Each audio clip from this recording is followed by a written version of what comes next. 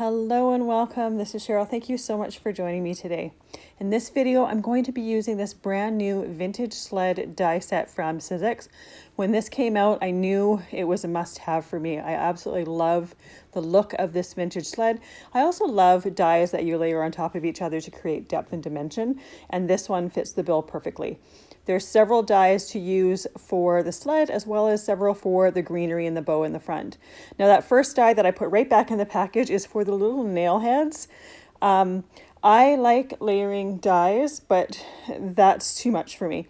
So rather than using that little die with teeny tiny bits to use for the nail heads, I'm going to use some silver Nouveau drops and create the nail heads that way.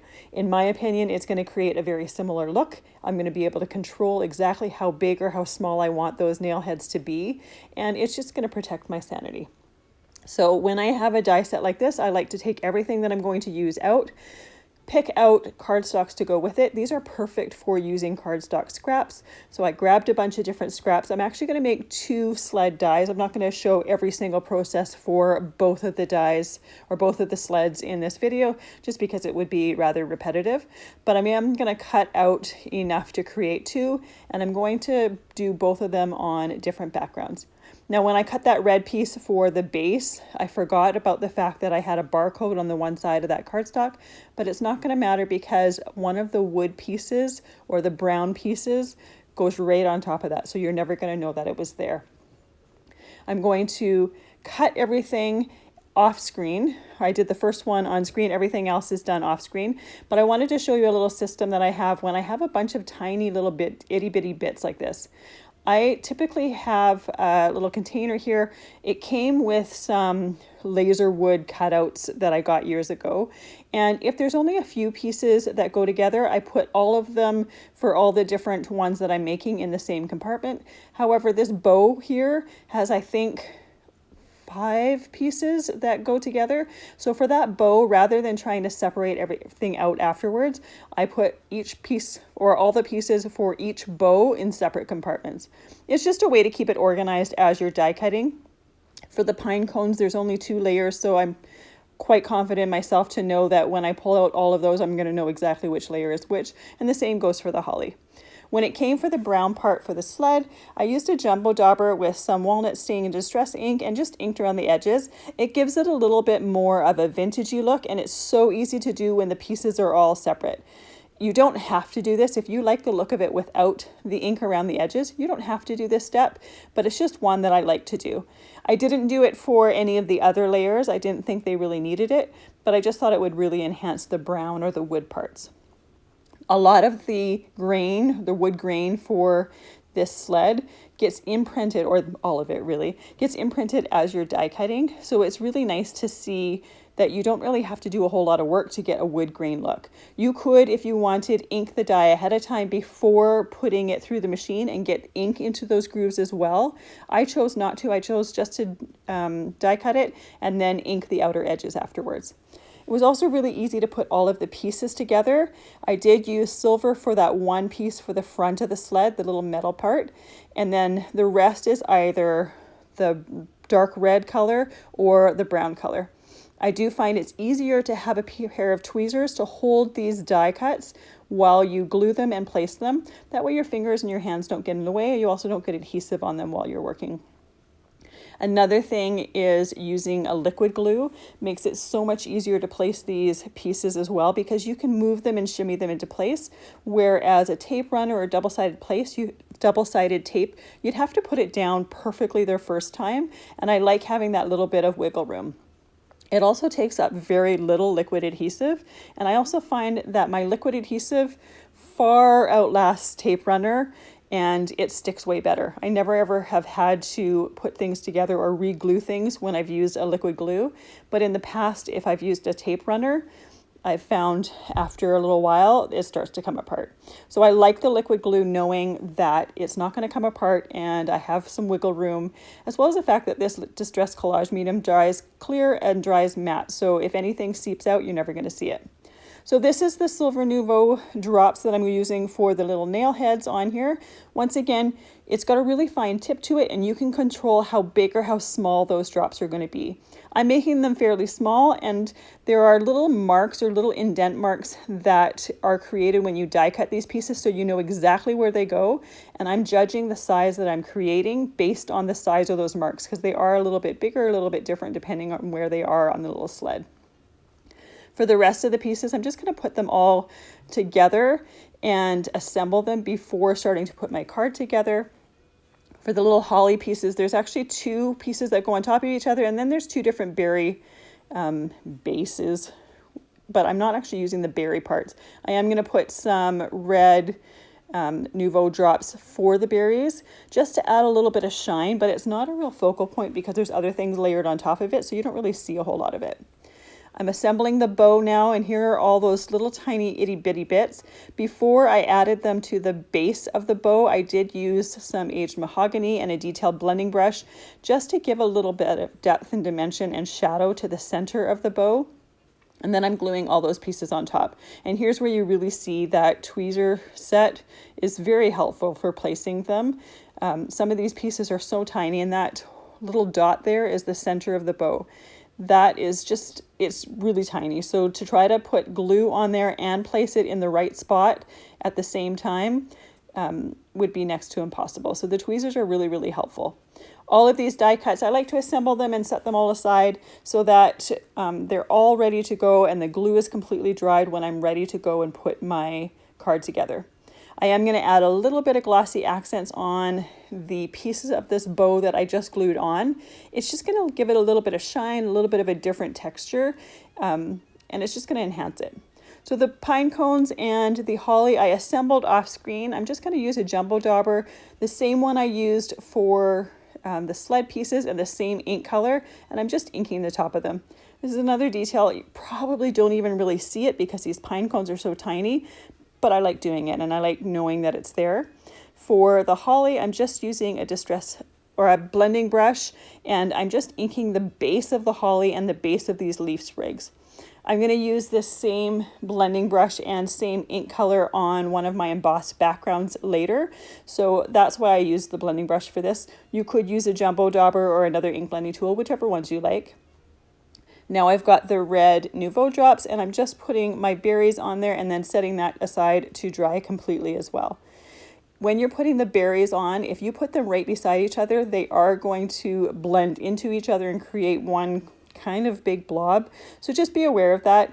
Because these hollies are underneath other things and they're layered together, you don't really see it. And heads up, these are actually all dried. I let them dry first before embossing here. So when you see my machine right by those hollies that you just saw me putting the Nouveau drops on, they're actually already dried. So I'm not risking ruining anything. For my for my embossed backgrounds here, I'm using the pine sprigs as well as the wood slices. I am just using a natural craft colored cardstock, and I misted both sides of the paper lightly before putting them through the embossing machine, or in the embossing folder and through the embossing machine, just to really soften those paper fibers and have them go into all the nooks and crannies. I used that same green that I used on the holly on my pine sprigs, and now this is the same brown that I used on the sled as well as the pine cones. And I'm just trying to really ink and get a lot of that embossed detail just a little bit more noticeable. When I'm adding the ink to this wood slice, I kind of go with the rings of the tree, or rings of the wood slice, if that makes sense. I don't really want to just kind of do an all over thing. I want it to be a little bit variegated. When you see an actual wood slice, there's some areas that are darker, some that are lighter, and by going with the curves of that, it makes it look a little bit more natural in my opinion. I'm also taking that same brown and just going around that pine branches one, just to give it a little bit of shading, a little bit of shadow, a little bit more depth with some of the greenery there. Once I have that all done, I can start putting my cards together. I did assemble some boots and cut out some mittens off screen. They are from the dies that I've used in my previous videos. So the Dancing Snowman die is where the mittens are from, and the shopping spree, the girl with the gifts that I have a recent video on, that's where the boots are from. So the mittens don't have any assembly to them, but the boots, if you wanted to know how to assemble and wanted to see that, I have that in my previous video, and I'll link it at the end here. I'm using that same distress collage medium to glue the embossed backgrounds to my cards, and I like to put an acrylic block on there just to hold it down and make sure it has some contact with that card base while I'm letting it dry. For these sleds, I decided it was too close in color to my background, so off screen I die cut some pine branches just to add a little bit of greenery behind them so that they would pop up or be a little bit more visible. These again are perfect for die cutting scrap pieces of paper. These are all done out of scraps that I've had.